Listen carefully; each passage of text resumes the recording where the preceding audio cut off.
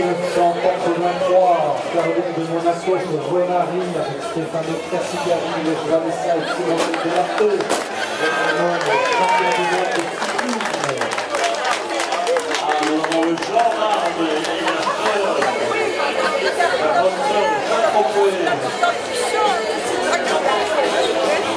La Citroën 2 chevaux fait partie de l'histoire automobile. 14 années de gestation, quelque peu troublées par les événements de 40-45. Tenez-vous bien, 42 ans de succès.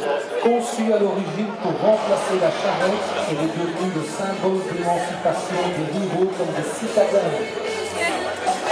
Depuis le 27 juillet 90, date à laquelle la dernière chaîne de montage s'est arrêtée au Portugal, la 2 chevaux appartient à l'histoire et vraiment la vénère comme un mythe des temps présents. Puisqu'une voiture à 2 chevaux est un style de vie, c'est ainsi que s'exprime le catalogue Citroën. Depuis les années 60, la formule a fait comme en 50, la publicité était beaucoup plus sobre. L'assistance de la mécanique qui ont sollicité sans casse, sans risque de casse. Doucement, ma soeur, doucement. Alors, doucement. Marie-Rose possède cette voiture depuis 1983. Elle l'a achetée en novembre 90 pour 250 € et la voiture a été restaurée il y a 2 ans. Tout est d'origine, elle est dans un état sublime, elle a 5000 km et je discutais tout à l'heure avec Marie-Rose puisque certaines voitures atteignent des prix faits en collection. Imaginez-vous, mesdames et messieurs, que l'an dernier on a vendu en France, tenez-vous bien, 2 chevaux pour 141 000 €, une 2 chevaux qui était neuve. Imaginez que vous la présentez au contrôle technique et vous perdez déjà la moitié de la valeur. Bon vent avec cette voiture. Et félicitations. Elle est magnifique. Soyez prudents. Le prudent est vivant.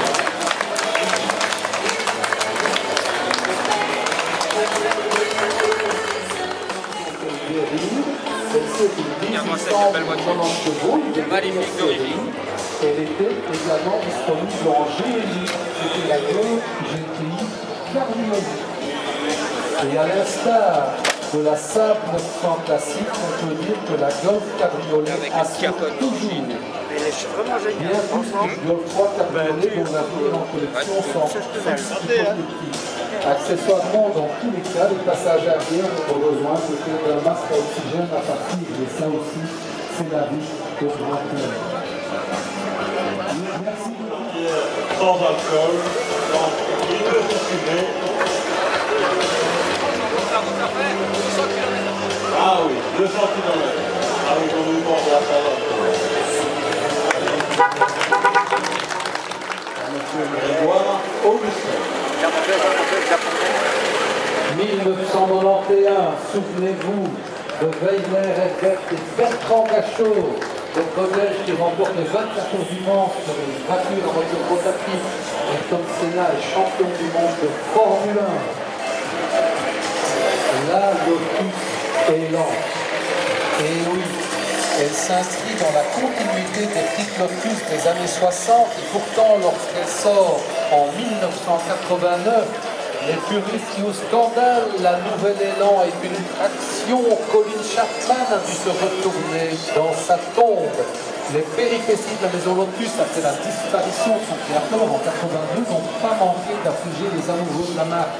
Ce n'est pourtant rien en comparaison de l'arrivée d'une traction vente qui plus est un moteur japonais dans le catalogue.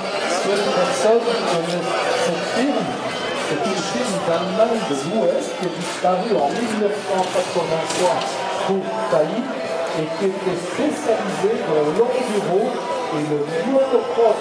Elle s'est engagée 2 fois dans le scooter avec ce Automobile et puis avec la Toyota présentée sous forme de prototype en 1950. Celle-ci apparaît sous son aspect définitif en 1951.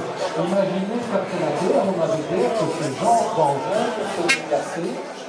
Hans Glas et les sportifs aussi se souviendront de Glas 1304 qui roulait aux 24 heures de Francorchamps.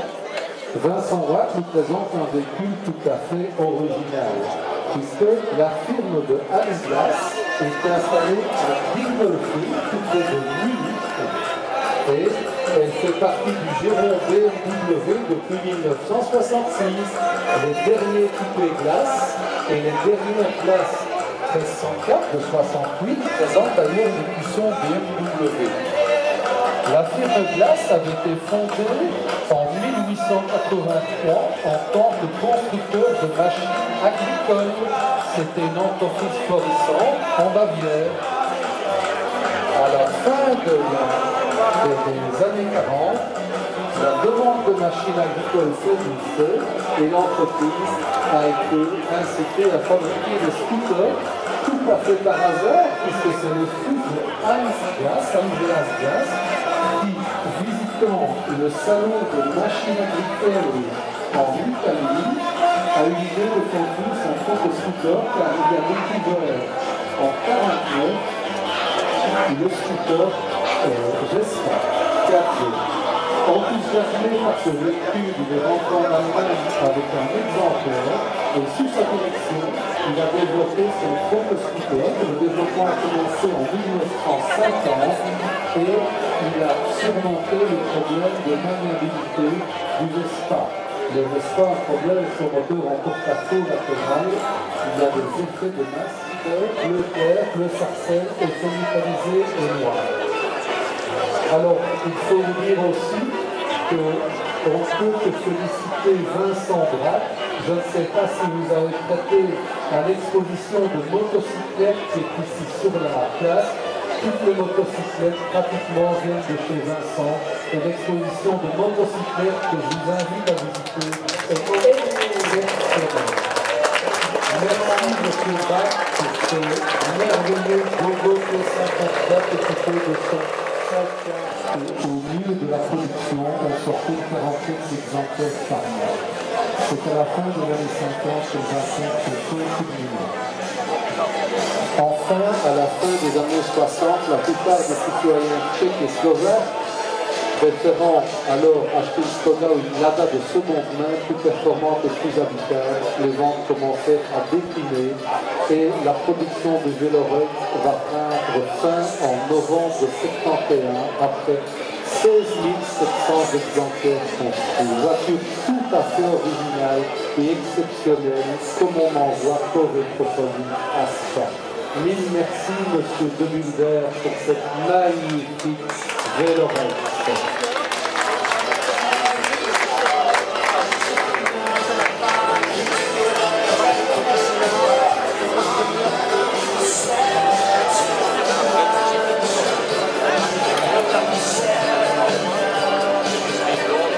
Alors c'est amusant de constater que l'année où est sortie cette voiture a présenté le point fort.